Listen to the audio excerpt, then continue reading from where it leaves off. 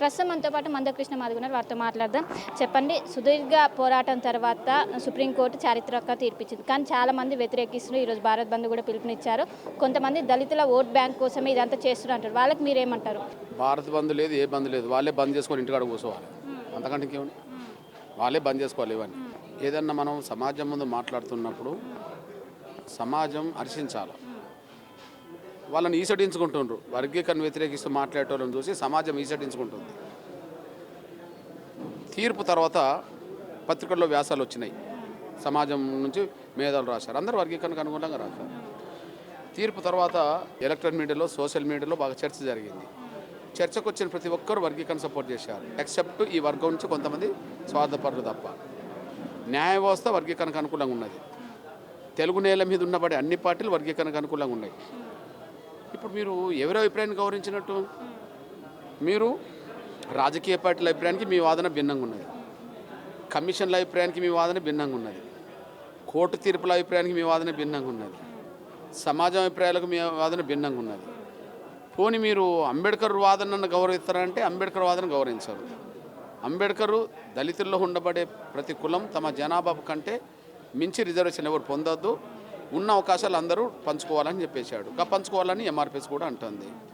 అంటే వర్గీకరణ వ్యతిరేకించే స్వార్థపరులు అంబేద్కర్కు గౌరవం ఇవ్వరు, న్యాయ వ్యవస్థకు గౌరవం ఇవ్వరు, పార్టీల అభిప్రాయానికి విలువనివ్వరు, కమిషన్లకు విలువనివ్వరు, సమాజానికి విలువనివ్వరు.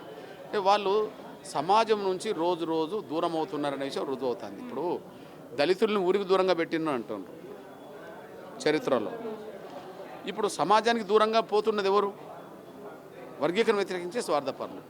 కాబట్టి ఆ వర్గీకరణ వ్యతిరేకించే వాళ్ళు వాళ్ళ నిర్ణయాన్ని మార్చుకోవాలి, సమాజ స్రవంతిలో కలిసి రావాలి, సమాజ అభిప్రాయానికి అనుగుణంగా ముందుకు రావాలి. అది నేను మీపై మాజీ ఎంపీ హర్ష కుమార్ చేసిన వ్యాఖ్యలు ఏ విధంగా చూస్తారు? ఆంధ్రప్రదేశ్, తెలంగాణలో తప్ప ఎక్కడ ప్రయోజనాలు లేదు అని అంటున్నారు ఆయన. అసలు ఆయన గురించి నేను మాట్లాడా.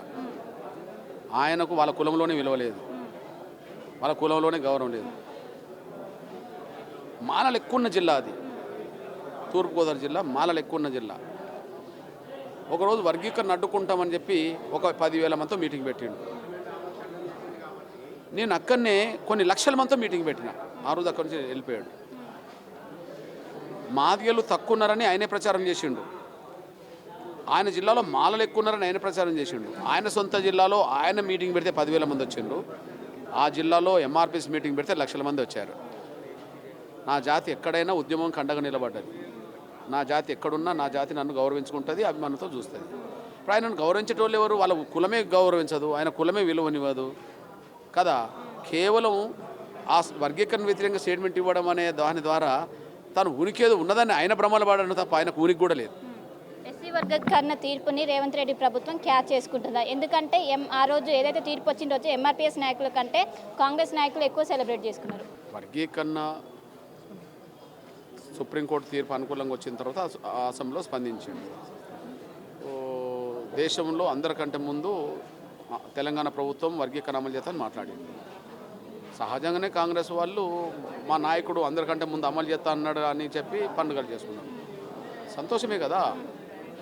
ఎవరు క్యాచ్ చేసుకుంటారు, ఎవరు క్యాచ్ చేసుకుంటారు నాకు సంబంధం లేదు. వర్గీకరణ ఎవరు చేస్తున్నారు, ఎవరు చేయరు అనే విషయం నేను ఆలోచిస్తాను. వర్గీకరణ చేయడానికి ఆయన ప్రయత్నం చేసి ముందుకెళ్తే నేను కూడా స్వాగతిస్తాను, ఆయన అభినందిస్తాను కదా. నేను ఆయన శత్రువుగా చూడలేను కదా. నేను శత్రువుగా చూడలేను కదా. ఇచ్చిన మాట నిలబెట్టుకోకపోతే మాత్రం చూస్తా, ఇచ్చిన మాట నిలబెట్టుకుంటే నేను ఎందుకు చూస్తా. కాబట్టి మా మధ్యలో పెద్ద వేరే అంశంగా చూడదు.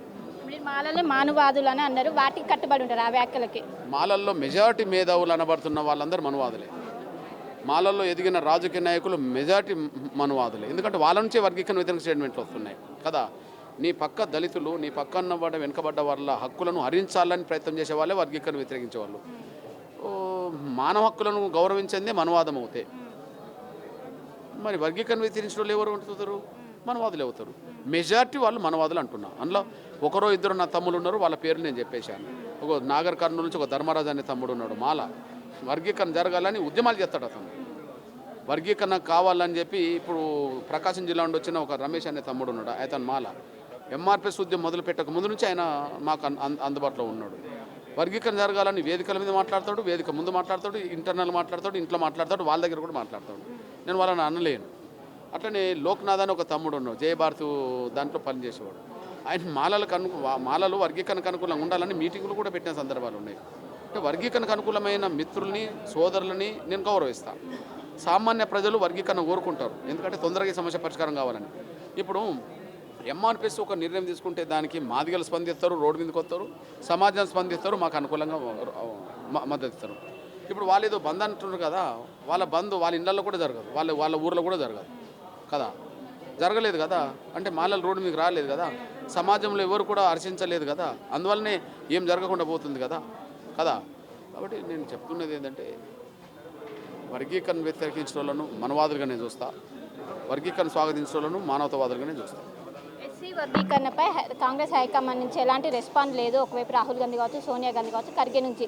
కానీ ఇక్కడ రేవంత్ రెడ్డి ఇంప్లిమెంట్ చేస్తున్నారు. వాళ్ళ మాటను కాదని ఇక్కడ ఆయన ఇంప్లిమెంట్ చేసే అవకాశం ఉందా? ఏంటంటే సుప్రీంకోర్టు రాష్ట్రాలకు అధికారం ఇచ్చిందా లేదా, రాష్ట్రాలు అమలు చేయాలా లేదా. ఇప్పుడు కాంగ్రెస్ అధిష్టానం ఉన్నది, కాంగ్రెస్ అధిష్టానం వర్గీకరణకు వ్యతిరేకమైతే వ్యతిరేకమని మాట్లాడమానండి, మాకేం అభ్యంతరం లేదు. కాంగ్రెస్ మొట్టమొదలు వర్గీకరణ చేసిందే పంజాబ్లో కాంగ్రెస్ కదా 75లో. పోనీ ఇప్పుడు ఇండియా కూటమిలో ప్రధాన భాగస్వామి ఎవరు, డిఎంకే కదా, స్వాగతించాడు స్టాలిన్ గారు, అమలు చేస్తున్నాడు కదా. ఇండియా కూటమిలో ఆప్ పార్టీ కేజ్రీవాల్ పార్టీ కూడా భాగస్వామి కదా, పంజాబ్లో వర్గీకరణ అమలు చేస్తున్నది కదా. మరి మొట్టమొదలు అమలు చేసింది మీరే, కాంగ్రెస్. ఉమ్మడి ఆంధ్రప్రదేశ్లో తీర్మానం చేసింది మీరే. కాబట్టి ఇది రాష్ట్రాలకు అధికారం అనేది సుప్రీంకోర్టు చెప్పింది, అమలు చేయాల్సిందే కదా. అమలు చేయొద్దని చెప్పి అధిష్టానం అన్నది అనుకో, అననీయండి, చూద్దాం. వాళ్ళు మౌనంగా ఉండొద్దు, ఏదో ఒకటి అనడమే మంచిది, అనుకూలమో వ్యతిరేకమో ప్రకటన చేయడమే మంచిది. ఇండిపెండెంట్ అభ్యర్థిగా పోటీ చేస్తామని చట్టసభలోకి వెళ్తామని చెప్పారు. బీజేపీ ప్రభుత్వం మద్దతు ఇస్తే చేశారు. ముందు నేను ఏ పార్టీలో చేరింది లేదు, భవిష్యత్తులో చేరేది లేదు. ఎందుకంటే ఏదన్నా ఒక పార్టీలో చేరితే ఆ పార్టీ అధినేతల నిర్ణయమే మనం అక్కడ అమలు చేయాల్సి వస్తుంది. మనకు స్వేచ్ఛ స్వాతంత్రాలు ఉండవు కదా మాట్లాడడానికి. నేను వెళ్ళాల్సింది దేనికోసం వెళ్ళాలి, ఉద్యమం దేనికోసం చేశాం, బయట సమాజం కోసం చేశాం. ఒకవేళ అసెంబ్లీకి చట్టసభలోకి వెళ్ళాలంటే దేనికోసం వెళ్ళాలి, ఆ వర్గాలకు మేలు జరగడం కోసం, కోరడం కోసం వెళ్ళాలి. కోరే స్వేచ్ఛ, మాట్లాడే రైట్ నాకు ఉండాలి వద్దా, అంటే ఆ రైట్ లేని చోట నేను ఎందుకు జెండా కప్పుకుంటా. కాబట్టి స్వతంత్రంగా ఉండే నా ప్రయత్నం నేను చేస్తాను. స్వతంత్రంగా ముందుకెళ్ళడం కోసం ఎవరు సాగుబడి చేస్తే వాళ్ళ కొండగా నిలబడుతున్నారు. సో మొత్తం మీద మనం చూసుకున్నట్లయితే ఏదైతే వ్యక్తిగత కారణాల వల్లనే ఎవరైతే ఈ మాలలు కావాలని ఇప్పుడు ఏదైతే ఎస్సీ వర్గీకరణ తీర్పును కావాలని వ్యతిరేకిస్తున్నారో, దీనిపైన ఇప్పటికే ఇన్ని రోజులు ఎలాంటి అభిప్రాయం చెప్పండి, ఇప్పుడు కావాలని దీన్ని రాజకీయం చేస్తున్నారు. ఇంకోవైపు ఇప్పటికే 30 ఏళ్ళ సుదీర్ఘ పోరాటం అనంతరం సుప్రీంకోర్టు ఇలాంటి చారిత్రక తీర్పు ఇచ్చింది. అలాంటిది గౌరవించాల్సి పోయింది, ఈ విధంగా చేస్తున్నారు. ఎవరు ఎన్ని చేసినా కూడా ఇది ఈ విధంగానే ముందుకు పోతుంది, ఎట్టి పరిస్థితుల్లో కూడా వెనుకకు తగ్గేది లేదంటే ఒకవైపు మందకృష్ణ మాదిగా చెప్తున్నారు. అసలైన తొలి వెలుగు. ఫాలో వాట్సాప్ @తొలి వెలుగు official.